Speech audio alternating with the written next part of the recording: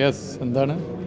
അപ്പോൾ ഈ ഗവർണർ പങ്കെടുത്തത് RSS അനുകൂല പരിപാടിയിൽ ഇപ്പോൾ സർക്കാർ നോമിനേറ്റുള്ള VC കൂടി പങ്കെടുക്കുകയാണ്. ഇതിലൊരു നടപടി ആവശ്യമാണ്.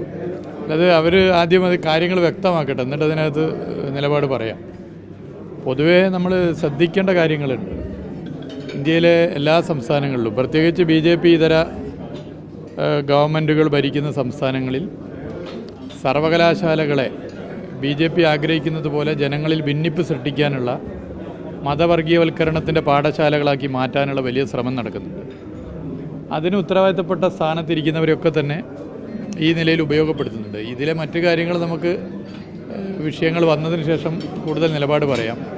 ഇപ്പോൾ നമ്മൾ കണ്ടിട്ടില്ല, 2 കന്യാസ്ത്രീകളെ ജയിലിലടച്ച സംഭവം ഞെട്ടിക്കുന്നതാണ്. അപ്പം അതിലൊരു ഉദ്യോഗസ്ഥൻ അതിന് കൂട്ടുനിന്നു എന്നുള്ളതാണ്.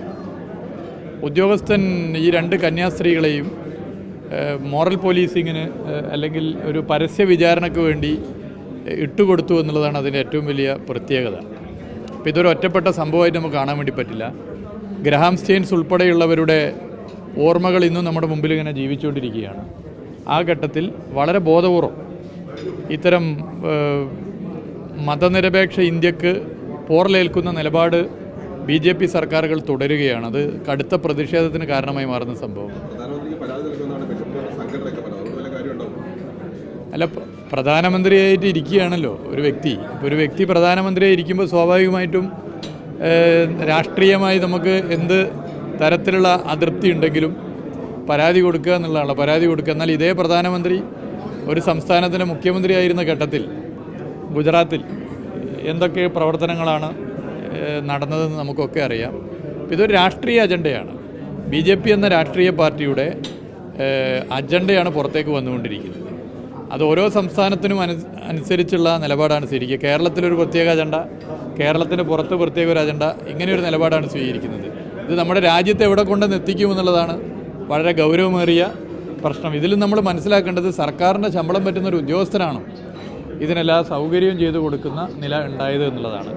വളരെ ഗൗരവത്തിൽ നമ്മൾ ചർച്ച ചെയ്ത് അവരുടെ മോചനത്തിന് വേണ്ടി എല്ലാവരും ഒന്നിക്കേണ്ട പ്രശ്നം. മറ്റൊരു കാര്യം, ഈ പാലോട് രവി പറഞ്ഞിരിക്കുന്ന LDF-ന് 3ാമതും ഭരണത്തിന് ഒരു സ്വകാര്യ സംഭാഷണമാണ്. പക്ഷേ ഉടനെ തന്നെ മണിക്കൂറുകളിൽ തന്നെ പാലോട് രവിക്കെതിരെ നടപടി ഉണ്ടായി, സ്ഥാനചലനം ഉണ്ടായി. പക്ഷേ മോഡി സ്തുതി വരുന്ന ശശി തരൂരിൻ്റെ കാര്യത്തിൽ ഒരു നടപടി ഉണ്ടാകുന്നില്ല. ഈ എന്താ സൂചനയാണ് കോൺഗ്രസ്? അല്ല, ഈ DCC പ്രസിഡന്റ് ഒരു പ്രസിഡന്റ് പറഞ്ഞത് പുറത്തേക്ക് ലീക്കായതേ ഉള്ളൂ. LDF-ൻ്റെ വീണ്ടും ഭരണം വരുമെന്നുള്ളതാണ്. മറ്റ് കാര്യങ്ങളിലേക്കൊന്നും ഞാൻ കടക്കുന്നില്ല. LDF-ൻ്റെ ഭരണം തുടർന്നും വരുമെന്ന് ഒരു DCC പ്രസിഡന്റ് ഒരു സ്വകാര്യ സംഭാഷണത്തിൽ പറഞ്ഞതാണ് പുറത്തു വന്നത്. കേരളത്തിലെ മുഴുവൻ DCC പ്രസിഡന്റുമാരുടെയും ഒരു മനസ്സ് എന്തെന്നുള്ളൊരു പരിശോധന നടത്തിയാൽ എല്ലാവർക്കും ഇതേ അഭിപ്രായം തന്നെയായിരിക്കും. കോൺഗ്രസിലെ ഭൂരിപക്ഷം ആളുകളും പറയുന്ന അഭിപ്രായമാണ്. ഇതിപ്പോൾ പരസ്യമായിട്ട് വന്നു എന്ന് മാത്രം. ഇങ്ങനെ LDF-ൻ്റെ ഭരണം ഇനിയും കേരളത്തിൽ വരും എന്ന യാഥാർത്ഥ്യം ഒരു സ്വകാര്യ സംഭാഷണത്തിൽ പറഞ്ഞതിന് ഒരു DCC പ്രസിഡന്റിനെ ഒഴിവാക്കിയെങ്കിൽ 13 DCC-യിലും യഥാർത്ഥത്തിൽ പ്രസിഡന്റ് ഉണ്ടാവില്ല. എല്ലാവരും മാറ്റിക്കൊണ്ടേയിരിക്കണം. കാരണം അതൊരു വസ്തുതയാണ്. അല്ല, അത് കോൺഗ്രസ് വ്യക്തമാക്കേണ്ട കാര്യങ്ങളാണല്ലോ. കോൺഗ്രസ് വ്യക്തമാക്കേണ്ട കാര്യമാണ്. ശശി തരൂർ ഇപ്പോൾ CPIM-ലായിരുന്നെങ്കിൽ എന്നേ പുറത്താകുമായിരുന്നു. CPIM-ലുള്ള ഒരു ലീഡർഷിപ്പിലോ അല്ലെങ്കിൽ പ്രവർത്തിക്കുന്ന ഒരു വ്യക്തിയായിരുന്നു ശശി തരൂരെങ്കിൽ എന്നേ പാർട്ടി പുറത്താകുമായിരുന്നു. ഇതിപ്പോൾ കോൺഗ്രസ് ആയതുകൊണ്ട് ഒരു പ്രശ്നമില്ല. ഇപ്പോൾ ഇന്നും തൃശ്ശൂരിലെ BJP-യുടെ വിജയത്തിൻ്റെ കാരണം കോൺഗ്രസ് ആണെന്ന് കോൺഗ്രസിൻ്റെ ഒരു നേതാവ് തന്നെ പറഞ്ഞ വാർത്ത ഞാൻ കേട്ടു. അപ്പോൾ ഇതൊക്കെ പൊതുവെ ആളുകൾ മനസ്സിലാക്കുന്ന കാര്യമാണ്. പറഞ്ഞില്ല, അത് ഗോവിന്ദൻ മാഷ് പറഞ്ഞില്ല.